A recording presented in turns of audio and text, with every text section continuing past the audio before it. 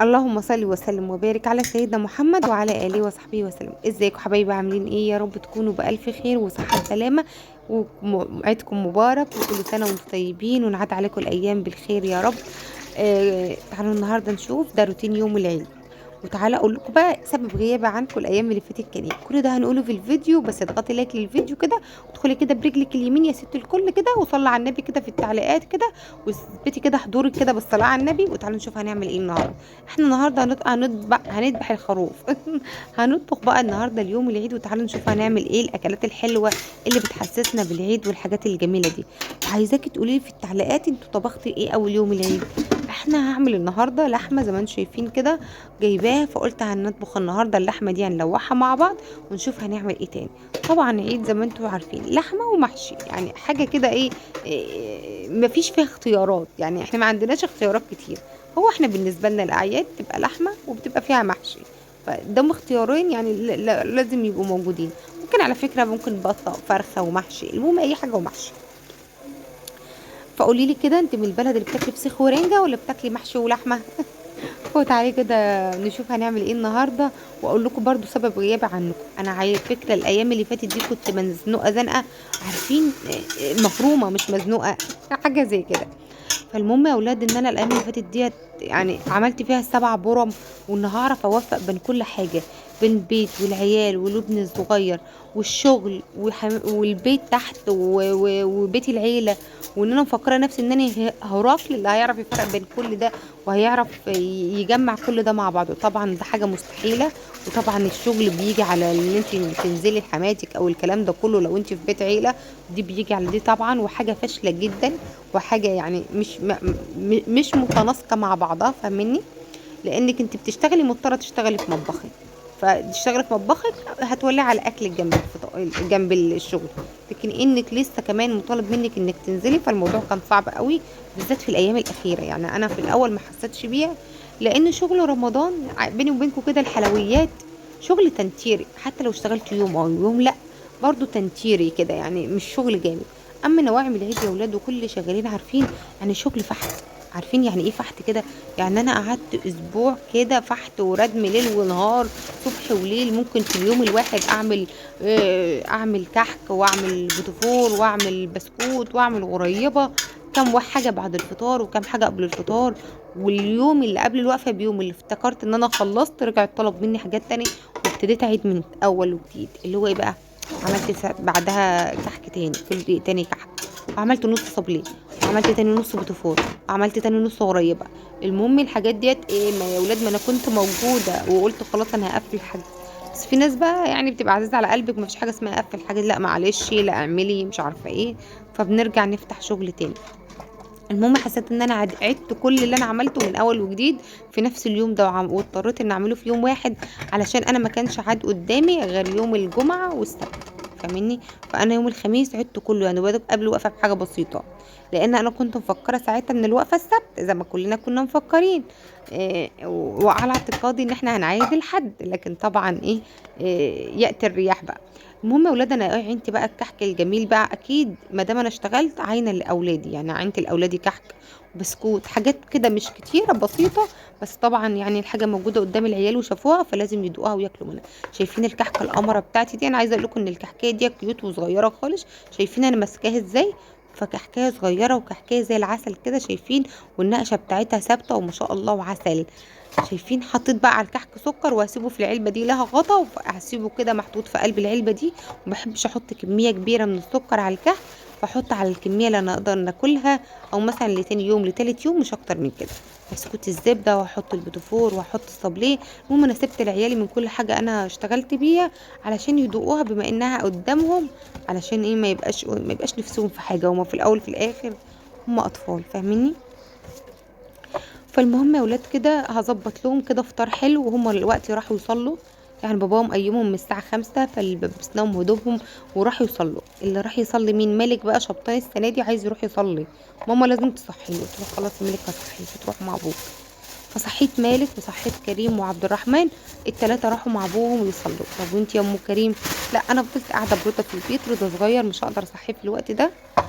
من للامانه كده بيني وبينكم انا مهلوكه تعب، زي ما قلت لكم في النواعم والحاجات دي كلها، فما اقدرش يعني اشتري رضا وامشي متر قدام، فاهمني؟ يعني العيال زمان او العيال الصغير التانيين كنت فيها صح ان انا اشتغل وامشي، اما حاليا لا يمكن اعرف اعملها. مش بقدر اطلع بالسلم حتى، يعني صحتي مش مقوماني ان اطلع بالعيل السلم حتى. بما اننا كمان كنا في يومين تعب وكده، وبما ان في ناس كتير عارفه ان انا دراعاتي بتوجعني ورقبتي بتوجعني وكده، فما بقدرش اشيل عيل وامشي. فقلت لا، قلت لهم لا انا مش هاجي، انا هصلي في البيت وهخلي بالي من الرضا، يعني عشان هو نايم ومش هصحيه. فقمت وبقى قعدت بقى، قلت بقى هو انا كنت ساعتها رضا نايم، قلت احضر لهم بقى الكحك والبسكوت والحاجات دي يجوا من الصلاه يلاقوها، واعمل لهم شويه حاجه سخنه اول ما يجوا يفطروا. وقبل ما يمشوا على السنه يعني ادت لهم تمرايه او 3 تمرات يفطروا بيها، وقلت للعيال بقى اللي مش عارفه، قلت لهم كلوا التمريه الاول علشان دي سنه احنا هنفطر بيها اول حاجه. المهم جهزت لهم الطبق كده زي ما انتم شايفين، حبيت احطهم في الطبق النهارده مش في بونبوني لا، مش عارفه اسمها ايه، شايلة الكحك، ايه بونبونيرة دي. المهم شايلة الكحك. قولوا لي بقى عملتوا ايه في العيد، ورحت صليتي ولا لا، وقضيت العيد ازاي؟ انا مقضيه العيد ما الواحد ما نامش ساعتين على بعض، فقعد اصحى من النوم وانام تاني، اصحى من النوم وانام تاني، مفيش اكتر من كده. هو ده العيد بالنسبه لي. المهم بقى انا من بالليل برضو كنت بعت العيال جابوا شويه حاجات كده من المقله، بما ان يبقى عندنا الحاجه يعني موجوده، بما ان عيد كل سنه وانتم طيبين، فالحاجات دي انا اصلا متعوده عليها، والعيال متعودين ان كل سنه بيروحوا يجيبوا. جبت بقى مقرمشات، وجبت لب بالتشكيله، وجبت ذره من ده بيبقى طعمه حلو. وبعد كده ايه وعامله لهم برضو ترمس والكلام ده كله. حقيقه انا ما كنتش هعمل اي حاجه، للامانه والله بجد انا ما كنت هعمل اي حاجه، بس باباهم جاب الترمس وقال لي بلي الترمس يا ام كريم واسكتي. قمت رايحه قايله له خلاص ماشي هعمل لكم اللي انتوا عايزينه، وبلت لهم الترمس وخلاص. والحمد لله. عارفين يا ولاد اللي اول ما بتحاول ان يعدي عليها شويه فرح تلاقيها عكننت على نفسها، والزعل جه وكل حاجه جه. المهم انا مش عايزه اعكنن عليكم انتوا، لان انتوا حبايبي، انتوا روحي بجد وحبايبي. فمش عايزه اقول لكم انا كان احساسي في اليوم ده، بس انا كنت مخنوقه، مش عارفه انا كنت مخنوقه جدا، رغم ان هو يوم عيد، بس انا قاعده افتكر امي، وقاعده مخنوقه، وقاعده زعلانه، وقاعده اقول يا بنتي فرحي عيالك، يا بنتي ما تنكديش عليهم اسكتي. بس ما عرفتش اعمل كده، مش عارفه ليه، مش عارفه ما قدرتش اعمل كده، مش عارفه ليه. المهم انا قعدت يوم اعيط عليه عياط، ان كان لوحدي ولا ان كان قدام حد دموعي كانتني. فانا قعدت يومها اعيط على امي كتير قوي، يعني حسيت ان انا اتعكرت كده، لان هي كانت بتبعت لي اخويا وتبعت لي مضيوعي، وترجع تديني مضيوعي تاني، وترجع نتفق على يوم نتقابل فيه، ولا ايه ولا ايه، وتبعت لي الترمس، وتبعت لي الاكل، وتبعت لي كل حاجه، والموسم بتاعي وكل الحاجات دي. الحكايه مش حكايه موسم، فاهمني؟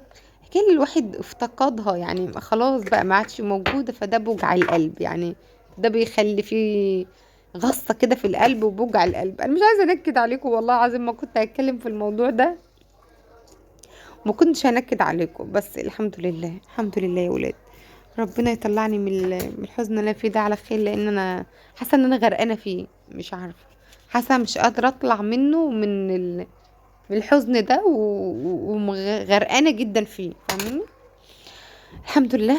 المهم برضو عملت للعيال اللي هم عايزينه، عشان برضو كل اللي حواليا قعدوا يقولي هم عيال واطفال وهيراعوا وهيشوفوا. فالمهم عملت لهم بقى ادى التسالي اللي جبتها لهم من المقله من بالليل، وعملنا لهم الترمس، ودي الحاجات اللي انا كنت شغاله بيها طول الاسبوع، فسيبنا منها علشان العيال ما تبصش لحاجه. هسيب لهم بقى، ده كانت الضيافه بتاعتنا. حقيقه ما حطيتش كحك وبسكوت قدام حد، فاهمني؟ ده كان الافطار انا والبيتي، والحاجات ديت مسليات حطيتها، سبت الطبق كده محطوط طول النهار، يعني اي حد يجي كانت بيبقى موجوده. انا بقى ما جبتش الشوكولاتات، فاهمني؟ انا ما جبتش الشوكولاته، انا بس جبت توفة ودروبس اللي انتوا شايفينهم دول من مقلة مع الحاجات اللي انا جبتها، بس انا ما جبتش الشوكولاتات. فحماتي بقى لقيتني ما جبتش الشوكولاته، فقامت بعتلي شويه الشوكولاته دول، فانا حطيتهم بقى في البونبونيره، قالت لي خديهم للعيال يعني، فحطيتهم في البونبونيره، وجبت دروبس وجبت توفة من ده، يعني ده اللي قدرت ابعت يعني العيال مش هتفهم قوي في لما جايب الشوكولاته والانواع والحاجات دي كلها. فقلت لهم لا، هاتوا توفة بالحليب، هاتي دروبس بالحليب، وهاتوا توفي وخلاص بس. عشان اللي مالك ولا كده. فلقيتها بعتلي شويه الشوكولاتات دول وقالت لي خديهم للعيال عشان انا عارفه انك ما جبتيش. فحطيتهم في البونبونيره وخلاص، كل سنه وانتم طيبين. كانت كمان جايبه لي ايه، كانت جايبه لي ده اسمه حمص شام، وقالت لي اعمليه وهاتيلي بقى نصه وخدي نصه. فانا ده كان نص كيلو حمص، وانا كنت نقعاه، وبعد ما بنقعه بسيبه ليله كامله منقوع، وتاني يوم الصبح اغليه وبس. بحط الملح بتاعه واحطه في ميه كده زي ما انتم شايفين. المهم بقى او ممكن تسيبيه 12 ساعه بس مش ليله يعني منقوعه. المهم بقى بدات كده ان انا اقسم الحاجه دي، الحمص ده ما بيننا، لاني قايله ليه يبقى هاتي شويه خد شويه، فقسمتهم ما بيننا بالنص كده زي ما انتم شايفين، وهنزل لها الباقي. طبعا زي ما انا كنت عامله حساب عيالي في الكحك والبسكوت والحاجات دي كلها، انا برضو عامله حسابها وحطاهم في الكرتونه ومغلفه عليهم كويس قوي عشان ما يطلهمش هوا ولا كده. وهنزل لها العلبه بتاعتها النهارده وانا نازله عيد عليها. يعني انا ببقى نازله عيد عليها كده الصبح، ابقى اخد لها ايه اي حاجه من عندي، وانا اصلا متعوده على كده. فكده بقى شوفوا اهو قسمت الحمص، هرجع دوم التلاجة واحطه على دومة برضو شوية مية، لان المية دي كان فيها ملح. كنت انا ايه مملحاه، بس انا ما بحبش املح الحاجة قوي يعني ايه، فملحاه كده على خفيف. عايزين نزود بقى بما ان الحاجة هتقعد. هنزل بقى بال هو اسمه ايه مش عارفه، بيتوه على بالي اسمه الحمص. وده كده الاكل بتاعنا او الفطار بتاعنا. بس انا عيالي لسه ما كانوش جم الصلاه، وانا بقى هاخد الحمص ده وهاخد الكحك والبسكوت بتاعها، وهنزل اعيد عليها. وكل سنه وهي طيبه، وكل سنه وكلكم طيبين حبايبي. انا لبست عبايتي ما وريتكوش هدوم العيد ليه. انا ما جبتش ليا اي حاجه في العيد، ما جبتش اي حاجه. انا ايدي بايظه خالص من كتر اللسعات اللي فيها، فمنظر شنيع. عايزين ايه نهتم بايدينا الايام الجايه. المهم يا ولاد، فهنزل بقى بدول. فانا ما جبتش عبيان، فانا لبست اي عبايه من عندي. كان الصفية عندي فيها شويه حاجات ومفرمه والحاجات دي كلها، فقلت امسحها كده وارجعها مكانها تاني. المهم كده الحاجات دي بقى كانت دايخه معايا في البسكوت الايام اللي فاتت ومش عارفه ايه. فتعالوا نشوف ايه هنعمل ايه. المهم كده كان في شويه حاجات في المطبخ، بس ما كانش عندي موعين ولا حاجه، بس كان في شويه حاجات كان عايزه ترجع مكانها. المهم ان انا كنت بظبط الرخامه وافضيها وارجعها مكانها. انا عايزه اقول لكم ان انا الايام اللي فاتت مش ما سجلتش رغم الحوسه اللي انا فيها، بس انا سجلت وكنت عندي فيديوهات وعندي فيديوهات تنظيف. بس انا ما كانش عندي فضا ولا وقت اني امنتج الفيديوهات دي، لان بما اني كان عندي المفروض ان انا عندي عيله، يعني بيت عيله المفروض في طبيخ، ومفروض ان في شغل قبل الفطار وبعد الفطار. وكان يوم واحد ممكن اعمل كحك واعمل بوتفور واعمل صابليه واعمل مش عارفه ايه واعمل بسكوت واعمل ايدي في مليون حاجه.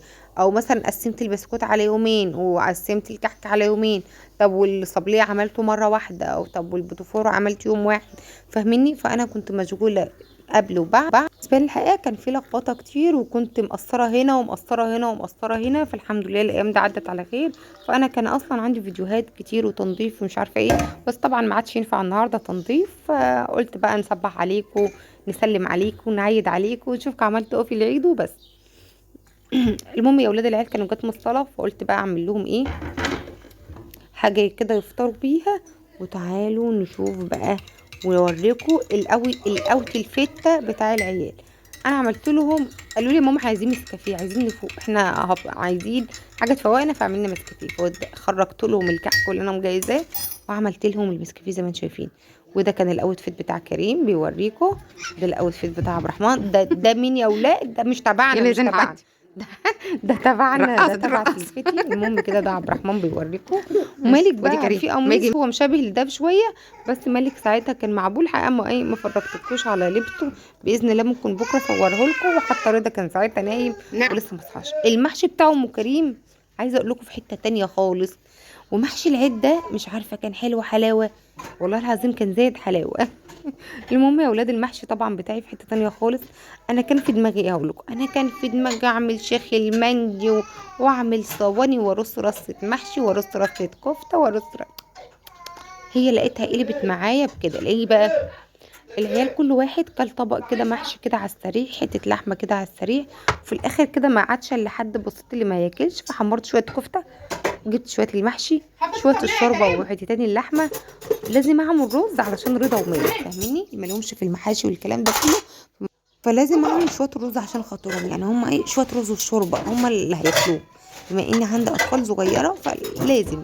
لكن انا بالنسبه لي شويه المحشي وحته اللحمه الموضوع انتهى بالنسبه لي. لا، وحتى عيال الكبار برضو كده، لكن انا بقى الرز ده لازم اعمل شويه رز صغيرين عشان العيال الصغيره. اشوفكم في فيديو جديد. انا الفيديو بتاعي خلص، يا رب بس اكون عيدت عليكم و... واكون خفيفه على قلبكم. لايك للفيديو بس لو عجبك، وصلت للاخر كده. اعتبري يا ام كريم احنا وصلنا لغايه ما شفنا المحشي القمر بتاعك، وفضلنا معاكي للاخر خالص، وعملنا لك لايك، وعيدوا عليا في التعليقات وابعتوا لي الهديه. واشوفكم في فيديو جديد، ومع السلامه.